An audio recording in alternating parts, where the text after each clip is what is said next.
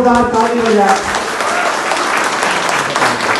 सोनभद्र की धरती कल गर्व, उल्लास और भाव विभोरता से परिपूर्ण हो उठी जब भारतीय जनता पार्टी के पूर्व काशी क्षेत्राध्यक्ष, संगठन निष्ठा और तपस्या के ध्वजवाहक, संघर्ष और त्याग के सजीव प्रतीक आदरणीय महेश चंद्र श्रीवास्तव जी का अभिनंदन हुआ।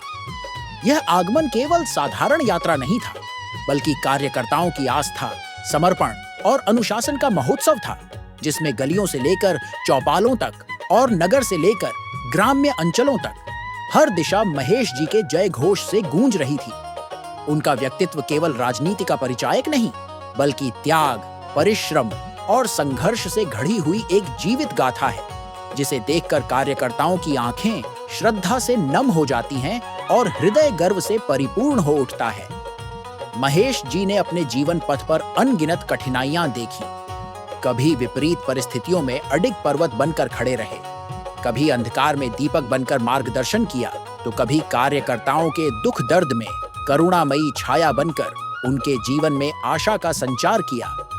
उनकी वाणी केवल भाषण नहीं होती, बल्कि वह एक उपदेश दीप है, जिसमें संगठन का दर्शन, तपस्या की गहराई और संघर्ष का सत्य निहित रहता है। कल जब उन्होंने कार्यकर्ताओं को संबोधित किया, तो वह संबोधन किसी सामान्य सभा का वक्तव्य न होकर साधना का संदेश और नवचेतना का शंखनाद था, जिसने प्रत्येक हृदय में ऊर्जा और आस्था का संचार किया।